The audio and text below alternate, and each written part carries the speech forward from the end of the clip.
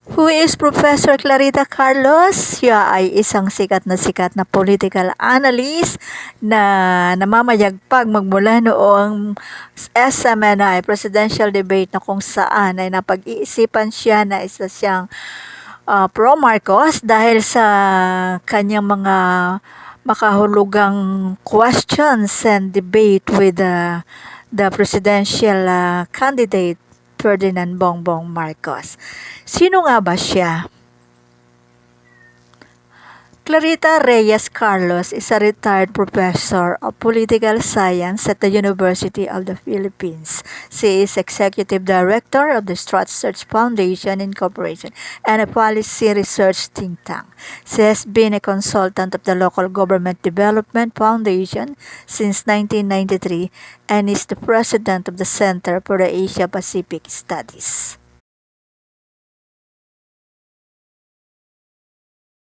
I read up on that kasi hindi ko siya naiintindihan.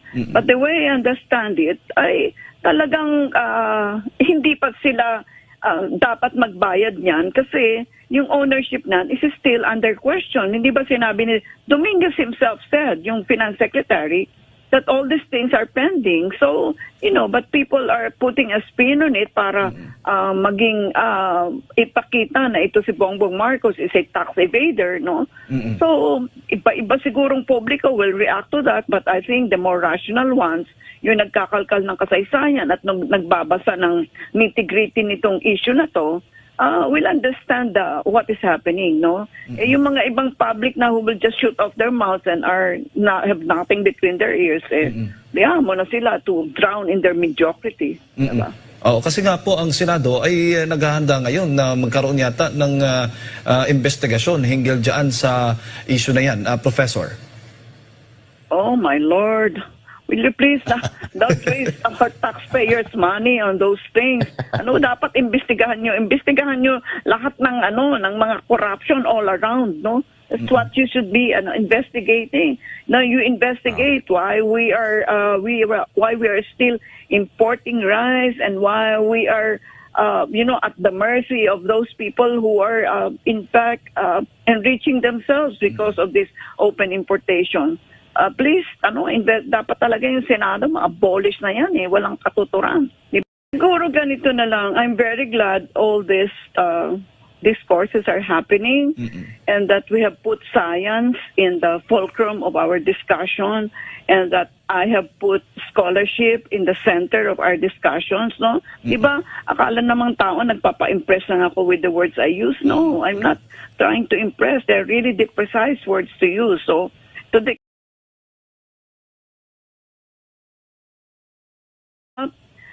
that's great. And to those who do not know me from Eve and who malign and use cuss words against me, you can all go to hell, no? And drown yourselves in the deepest lake. Ayun. All right, partner Mike. Well, pero ganun talaga yung mga baser na yan hindi naman nawawala talaga kahit sino binabas talaga. May mga ganyan. Pero huwag mong hayaan mo lang, Professor. Maaring yung mga yan may mga ibang agenda hayaan lang natin. Inggit lang yan sa'yo. Dahil Sumisikat kasi si Professor pabot ka na ng 75 Yes, go ahead, magaling Professor. ka pa. Yeah. I am my own person. Yes. I got to where I am, the highest rank in the university, not by kissing ass, but by sheer hard work. Yes. So, Yes. the rest of you who do not know me, could you just zipper your mouths and maging productive naman kayo por Diyos por Santo. At yan ang gawin yung, kung Katoliko kayo, yan ang gawin yung, anong pangalan nere? Sakripisyo to zipper your mouth during the Holy Week na malapit na yata.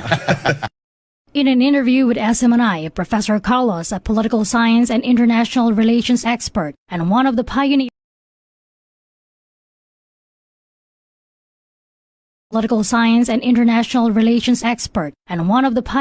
of political psychology in the country, said that her three-part question related to the operational code construct, which was also mentioned in the deep probe.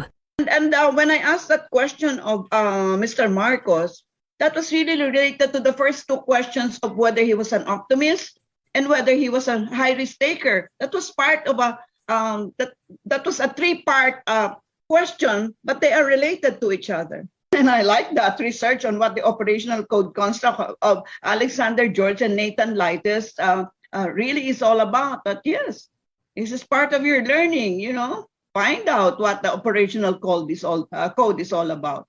Find out for yourself, do the research, and do not shoot off your mouth before you find out about all these things. Professor Carlos advised the public, particularly those who only know the shallow definition of Machiavellianism, to read the treatise. Well, I think before people shoot off their mouths and make comments about this political philosopher called Machiavelli, who wrote the book, The Prince, dedicated to the Medicis of Florence, they should read the book. Of course, some lazy ones will just pick out those things which are not good about what Machiavelli said. Like it is better to give punishment in one time rather than give it slowly. And it is better for you to be feared rather than loved. But if you just take out these quotations without context, then, especially if you have a sinister or evil agenda, then you have misquoted Machiavelli. You have to read The Prince to know the entire environment within which that book was written. Therefore, if you just take out, use every means to justify the end really there, as Machiavelli had noted, is the common interest of the public. According to the professor, a Machiavellian leader is characterized by astuteness and is not intellectually vacuous. A Machiavellian leader is astute, and the astuteness is coming from insights, deep insights, coming from innate intelligence. You cannot be insightful, but if you are intellectually vacuous, kung bobo ka, you cannot be insightful. Kasi wala kang insights no? And when you're insightful, you're able to see the whole regime of your choices. If you choose this, what are the consequences? If you choose that, what are the consequences? Insightful remarks and bold questions for what she earlier described as candidates threatening to lead the country. The professor clarified that the presidentiables are political actors, and she just happened to be among the panel members. But my counsel to everybody is, I hope you will style yourself as a rational human being. Before you shoot off your mouth, you do your research. It is only after you have done your research that you can comment, and comment intelligently. I don't want to deal with people who have nothing between their ears and who will just shoot off their mouths and they have not read anything. Of course, human nature being what it is, if you really don't like Marcos or Bert Gonzalez or Abelia, whatever they do, you don't like them. But if you like them, whatever they do and don't do, you like them. Confirmation bias So what can I do with these people? Pati ako sinali ninyo diyan sa inyong pamumuksa ng reputasyon. Wag niyo na ako sali diyan. Kasi yung mga 10 presidentiables ang political actors natin just happen to be, by the way, isa sa mga panel members, 'di ba?